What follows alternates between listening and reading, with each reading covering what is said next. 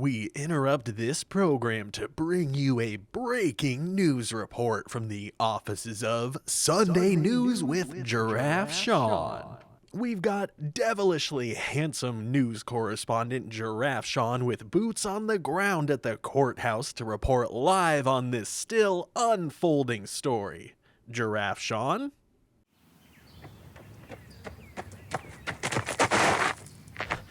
That's right, Giraffe Shawn. I'm standing outside of the courthouse where proceedings are about to begin in a landmark trial that's been nearly 35 years in the making. Popular 90s cartoon dad Stu Pickles of Rugrats fame stands on trial for a slew of potential crimes so heinous that even a news correspondent as handsome, strong, and studly as I am can't even bear to utter them out loud. Thankfully, the honorable and also devilishly handsome judge presiding over this case has granted our request to have a live news feed of the case direct from the courtroom. The front desk clerk lady refused me access, though, for some stupid nonsense reason. What? I just don't trust a loudmouth cartoon giraffe with a microphone. So you'll have to just decipher the case for yourself instead of having the guidance of this offensively hunky reporter. But hey, no, stop crying. It's okay, take a deep breath. You've got this. This is exactly what I've been training you for. Look at me. You can do this. You're a strong, independent woman, and the sky is the limit for your dreams. Shawn, what are you talking about? This is the part where you transition to the courtroom. Jesus Christ, the network is never going to let us go back out in the field after this one. Oh, yeah. We now bring you to our feed directly from the official Sunday News with Giraffe Shawn Eye of Sauron, live from inside the courtroom. It's the Sunday News with Giraffe Shawn Eye of Sauron. All rise for the Honorable Judge Giraffe Shawnathan Ubiquitous Neckspan III.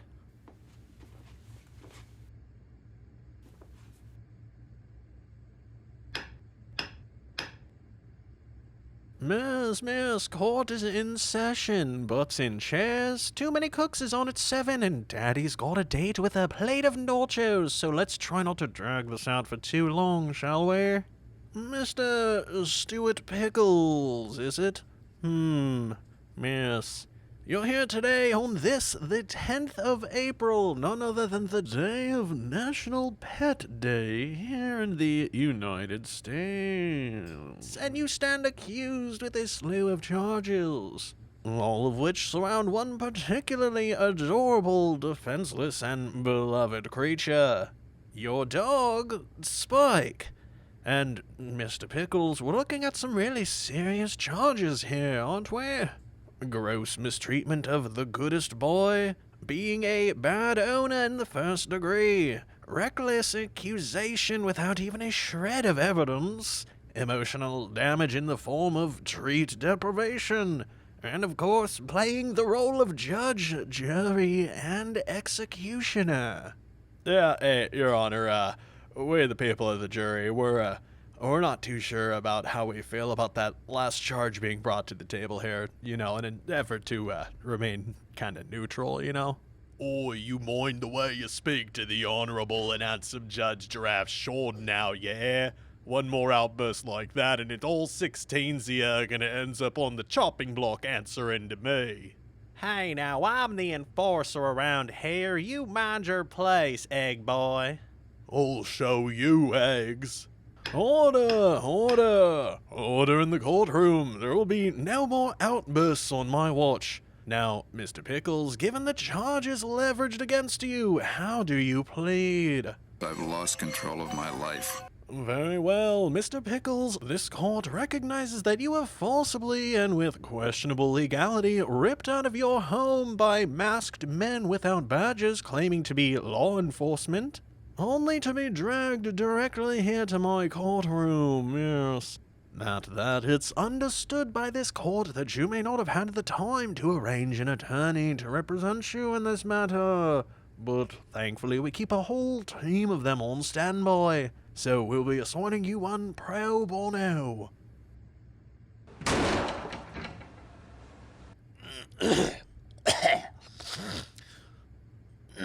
All right. Looks like it's my time to shine, eh? Hey, Stu, don't even worry about it for a second. Giraffe Shawn, attorney at law, has you back. By the end of the day, I'll have you walking out of here free, man. I've got the recumbent charm of a newborn baby gazelle, and there's no way the judge won't be in the guise of misalignment with our defense strategy. Oh, no! Your Honor, my client is an innocent man.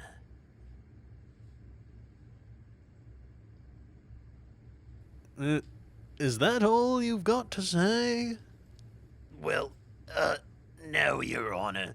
You see, his mind is not for rent. Don't put him down as arrogant. His reserve, his quiet defense, riding out the day's events. The river, Your Honor. That's not a defense. Those are just lyrics to the song Tom Sawyer by Rush. The defense rests. I'll be ruined! Okay, then we will now hear an opening statement from the state prosecutor. Your Honor, I'm here today on behalf of not only the state, but the people of the United States as a whole to bring justice once and for all to Stu Pickles for atrocious crimes that he had committed against his dog, Spike, dating all the way back to the date of October 27th, 1991. Your Honor, it all began in nearly the very beginning of Mr. Pickles' career as a TV star. I present to you the one and only piece of evidence that I brought to the courtroom today in an effort to get you out of here as quickly as possible. Oh, he's good. I like him. None other than the Season 1 episode of Rugrats, Monster in the Garage.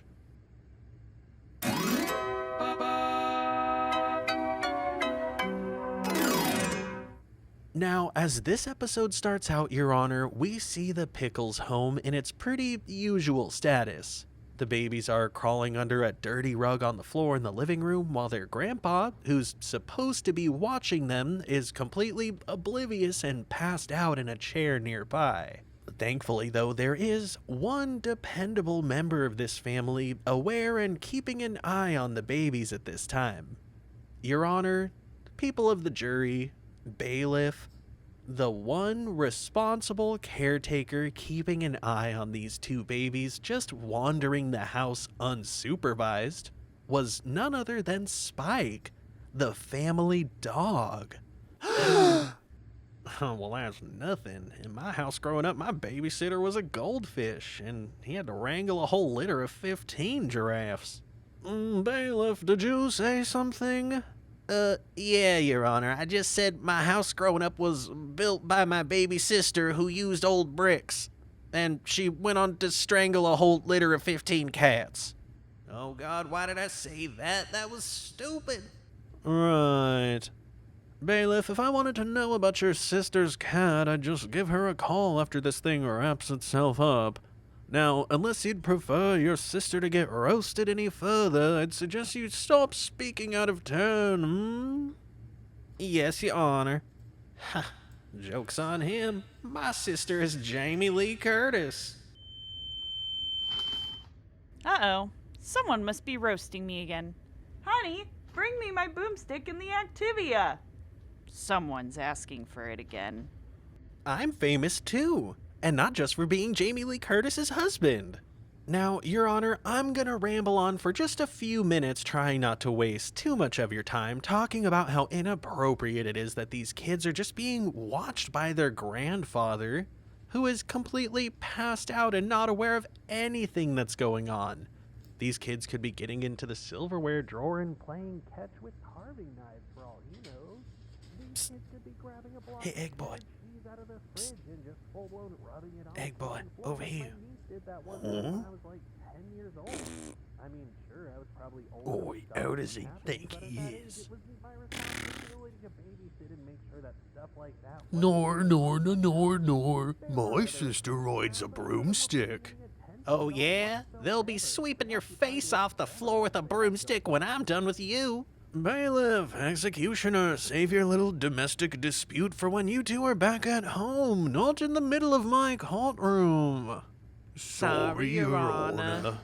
As a result, this poor dog was left being the only one aware that these kids needed to be supervised, and he actually stood up to the plate when the defendant and the rest of his family were completely negligent.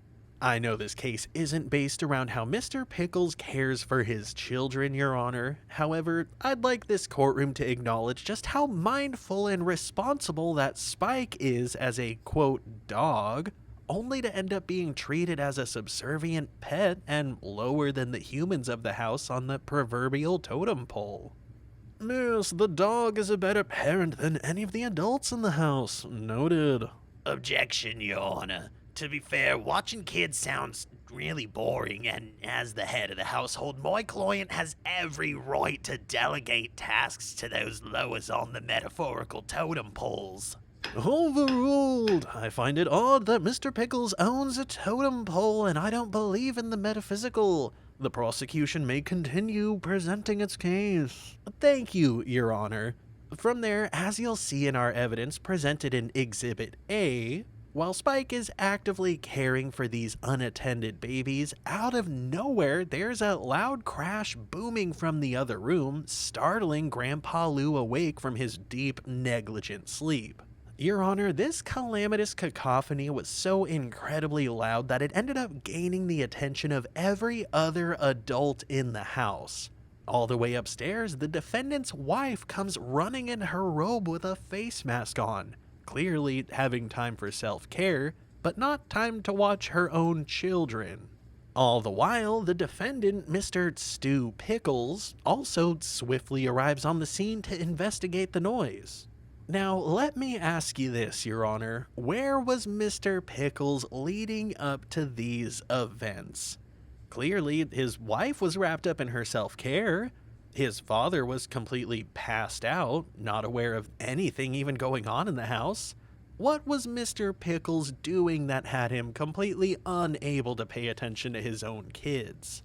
A valid question. Mr. Pickles, what were you doing? Investing in Pickles toys. Just let me do all the talking, Mr. Pickles. I got this. He was investing in Pickles toys, Your Honor. And what does that mean exactly, Mr. Pickles? I'm some kind of wacky inventor or something. Again, Stu, stop. I got this, man. He's some kind of wacky inventor or something, Your Honor. Okay, so I take it you work from home and you were currently working at the time of this incident. Is that correct, Mr. Pickles? Yeah. Okay, listen, Stu, we're running out of lines to edit over your speaking, so if you don't stop, I'm gonna have to break out the duct tape and make you put a sock in it. Ahem. Yeah, Your Honor. To be honest, Mr. Pickles, I have a hard time holding you providing for your family against you, as it was clearly supposed to be your father looking after the babies at the time that this occurred.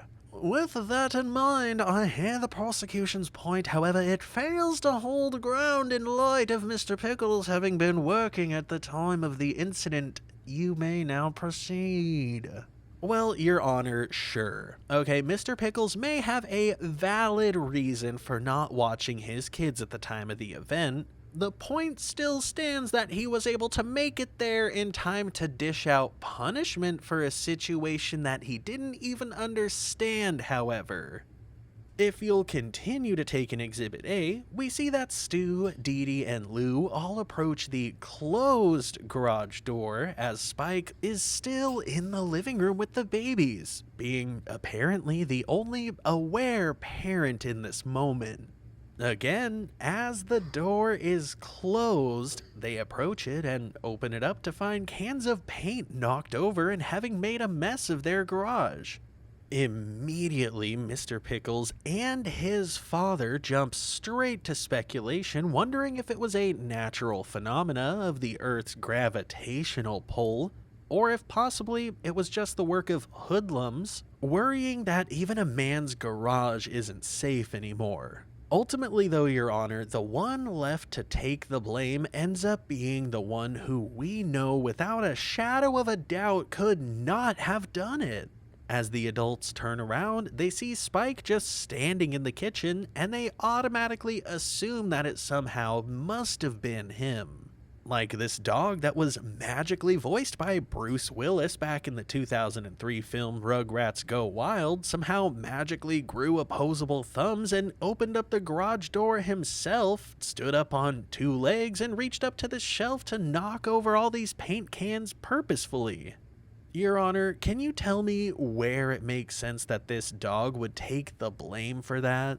So, I'd like to point out that this is a courtroom full of the same exact giraffe playing every single role except for the defendant. I'm not sure if any of this really makes sense at all. Exactly, Your Honor. I couldn't agree more. With that being said, let me present you with a follow-up question. If that doesn't make sense, then how does it make sense that Spike ended up with the finger pointed at him, shamed, and punished unreasonably for his alleged crime that it's evident he was unable to commit? If we resume our evidence shown in Exhibit A, you'll see that in his shame, Spike goes to put himself in timeout. Again, for something that he didn't even do. Objection, Your Honor. The dog looked guilty. Overruled. Your client looks like Mulder from the X-Files. But Executioner? Oi, finally the executioner gets to chop some woods here. Okay, never mind. Just forget I even said anything. Forget about it. Your Honor, Dee Dee at least has the wherewithal to say that they don't know it was Spike for sure. However, both Stu and his father argue with her, saying that animals belong outside, day or night, rain or snow. And just like that, Spike, this loving dog who's just worried about the well-being of these babies, left to run the show while the adults are literally off doing who knows what, is tied up outside to his doghouse, unable to move even 4 feet away from the thing and explore the backyard. Can you imagine that, Your Honor? Put yourself in Spike's shoes, even setting him being the only responsible one in this house aside. Imagine being chained to your bed, not having plumbing or a toilet, and having to defecate on the ground just a few feet from where you sleep at night. Your Honor, I'd go as far as saying that Spike could have grown thumbs, walked into the garage, taken the paint off the shelf, painted "Stu is a failure of an inventor" all over the walls of the house, defecated in the toilet and left it there without flushing, and then proceeded to just throw the paint cans all over the ground in the garage on purpose. And even then, even if the entire family caught him red-handed doing all of that, Your Honor, it still wouldn't justify this kind of unreasonable punishment. Wow, +1 for the vivid explanation and hilarious examples. I get your point. That does sound pretty awful when you put it that way. Mr. Pickles, do you have anything to say for yourself? Your Honor, my client says that he's really sorry and that he tried his best to make up for it. Make up for it? Your Honor, this man is just trying to stall this and drag it out for as long as possible in an effort to make you miss too many cooks and prevent all of us from getting on with our day. There is no way, shape, or form that his client could have possibly made up for this injustice, and I'd argue that there was nary an effort made to do so. Nary an effort made. Yeah, who does he think he is, Shakespeare? Your Honor, in an effort to get all of us, and particularly you, out of here in a timely manner, I bring your attention back to Exhibit A.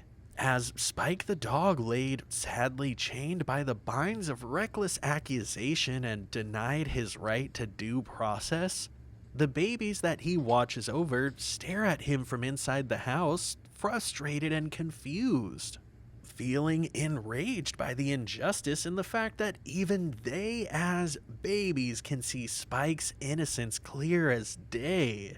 However, the defendant and his incompetence are unable to. These babies know without a doubt that Spike didn't do it. Eventually, their friends Phil and Lil DeVille, no relation to the devil, show up, being dropped off by their parents Betty and Howard DeVille, Your Honor. Betty, Howard, Dee Dee, Stu, and Grandpa Lou end up all leaving the house to go bowling, and in their absence, the babies end up in the care of Dee Dee's parents, Boris and Minka, who admittedly are pretty okay at watching the babies. Boris can tell a story without falling asleep mid-sentence, unlike Grandpa Lou, and Minka is actually observant and pays attention to the babies, all the while tidying up the house for the family. If anybody here in this case deserves any praise, it would be those two. Now, Your Honor, as Spike sits outside, the weather begins raging with heavy rain and lightning booming in the sky above him. Meanwhile, inside, Boris tells the babies the story of a brave little woodnick named Chaim Pippick. He went into the forest on a dark and stormy night, and as he was walking, he heard the terrifying and sharp sound of a dybbuk. It's like, what do you call it? A monster. Only bigger. Then, in a brave feat, Chaim approached the dybbuk with his Clobbermeister and battled it one-on-one, and wait a minute there, you said you weren't wasting my time, but this feels like it has indubiously nothing to do with Stu, his dog, or the trial at hand.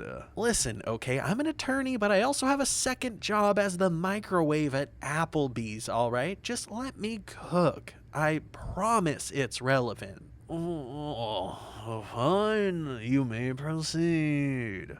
Thank you. So the next day, Stu goes outside bright and early, still in his bathrobe, letting out a nice big stretch. He spies Spike just standing outside eating grass and looking completely miserable, chained up to his doghouse. Stu decides that now, all of a sudden, he wants to be sweet, so he goes up to pet Spike, and when he does, lo and behold, Spike flinches, nearly hitting the ground, seemingly terrified of being further punished by the defendant for something that he didn't even do. As he cries and lets out sad whines, Spike goes and lays in his doghouse, leaving Stu clearly feeling guilty about punishing his dog for doing absolutely nothing. Now, Your Honor, I'm not even gonna acknowledge the existence of my opponent's client because, in my opinion, his face at this moment says it all. Your Honor, does this not look like the face of a truly guilty man? The face of a man that knows he's held someone accountable and punished them for something that they didn't even do? Without even factoring in the evidence of the scenario? Well, I'll have to agree with you there, sir. This really isn't looking too good for Mr. Pickles. I'll grant your request to not acknowledge the defendant or give him a moment to defend this action. He is hereby sentenced to 60 seconds in time out. No words, no video games, no going out and hanging out with your friends. You're grounded, mister. Completely reasonable, Your Honor. I couldn't have said it better myself. Now, as our evidence footage continues rolling, we see Stu come in the house with his head held low as yet again all of the babies are gathered in Tommy's playpen. They reminisce on the story that his grandpa Boris told them last night, as Tommy says that he's worried that it's a true story and that it's currently unfolding in their house. He reminds them all of the crash in the garage from the day before, saying that he thinks it's a monster that's hiding in the garage, framing Spike for all of its actions. Just like that, though, Your Honor, we end up even seeing a point of view from the perspective of the true culprit in this matter. its angle of perception clearly being one that sees the world from a lot lower than our poor, innocent accused Spike. This monster scurries through the house and into the living room where yet again it knocks over a bunch of items on the shelf. Now, Your Honor, what happened when Stu found this mess? Let's just ask him ourselves, shall we? I'd like to request that my opponent's client be required to have the duct tape forcefully ripped from his mouth so we can hear it directly from him. But, Your Honor. Get it, Stooge? Request granted. The defendant's mouth tape must be now forcefully ripped off. Oh, bailiff. Ha ha, this is gonna be fun.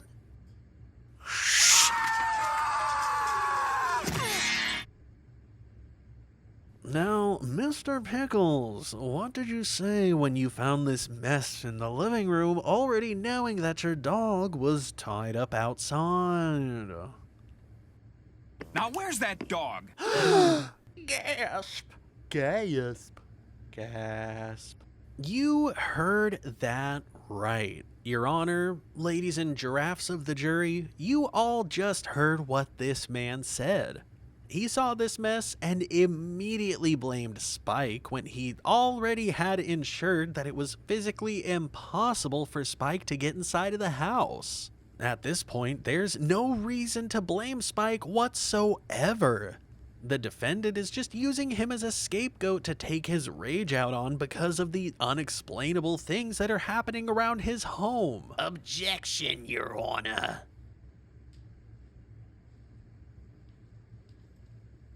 Oh, okay, what's your objection? The prosecution isn't being very nice at all. Overruled, don't care. And, Your Honor, it blows my massive giraffe mind to inform this courtroom that if you thought that was bad, wait until you see how the ending of this evidence tape plays out. If you thought that Mr. Pickles was guilty on all charges now, well, you ain't seen nothing yet. This man really goes outside to his dog that's, again, currently tied up to his doghouse, and he punishes him for knocking over this shelf full of items in the living room. All the while, his infant somehow has better awareness and recognizes that there's no way that that could have been Spike. At that, this literal baby and his friends have the brains to do the one thing that solves the entire situation. They arm themselves each with a clobbermeister of their own, and they head into the garage like Chaim in the forest searching for the Dybbuk. As these children stumble through the dark garage, checking corner after corner of clutter and junk, they knock over a bunch of stuff, including a lamp, making an even bigger mess of the garage and eventually shining some light on the true suspect here. None other than this lone mouse. Tommy and his friends are dumbfounded by how little and seemingly gentle that this monster is, but suddenly the garage door springs open and we see none other than Stu, Dee Dee, and Lou standing there confused as to why the kids are in the mess of a garage. However, the moment that the defendant lays his eyes on that mouse, Your Honor, all bets are off. He starts to freak out, screaming and panicking for dear life. Help, Spike! Help! Yup, you just heard that, folks. When it came down to it and the real culprit was caught, who did Stu call for help? None other than the very creature that he had wrongfully punished for the crimes committed. This man had the audacity to beg his dog for help after literally treating him like he was a no-good criminal. Ugh, the audacity. Mr. Pickles, you ought to be indubiously ashamed of yourself.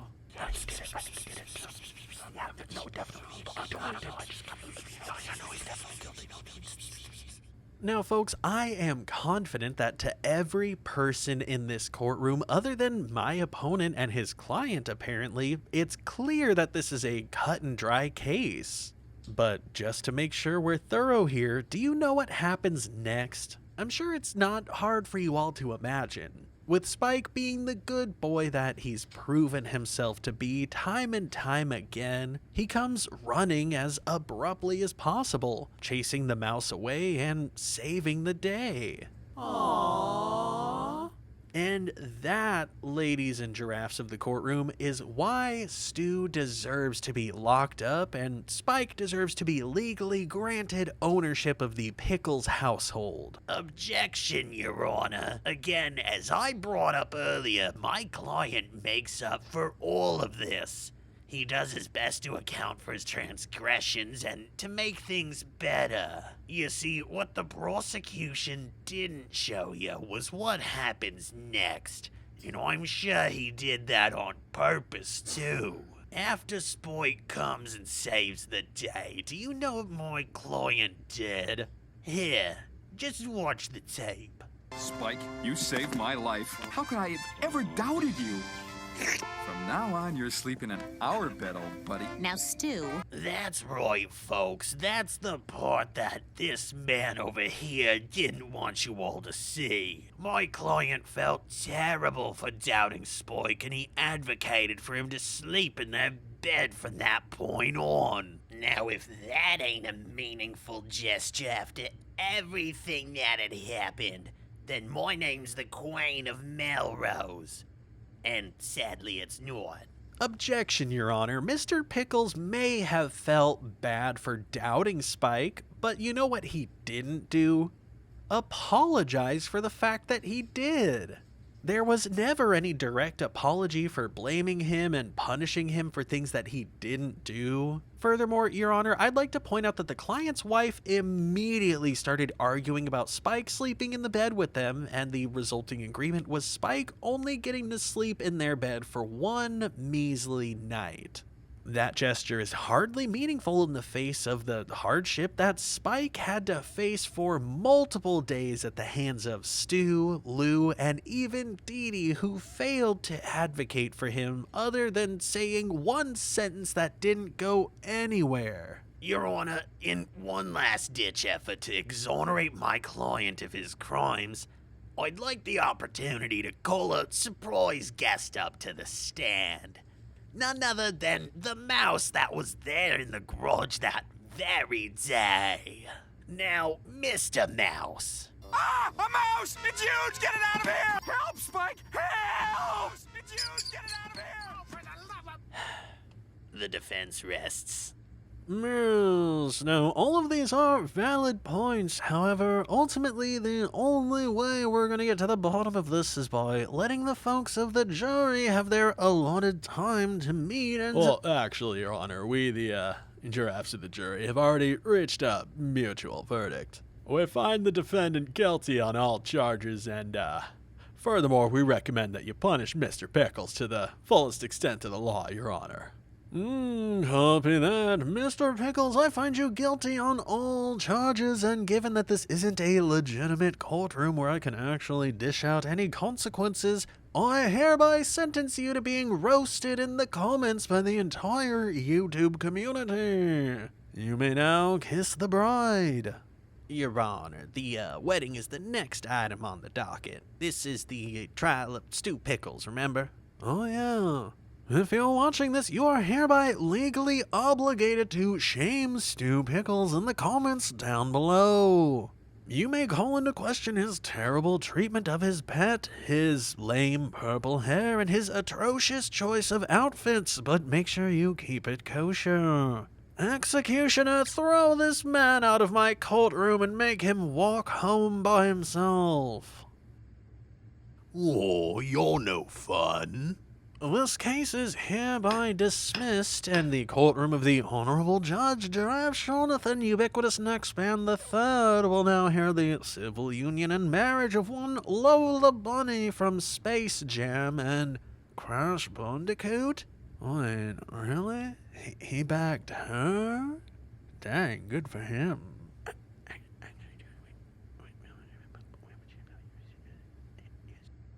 Oh, there it is. Ladies and gentlemen, I've just been informed that Lola Bunny has gotten cold rabbit's feet and will not be attending this ceremony. And, well, since Crash can't marry himself, this courtroom will now be dismissed.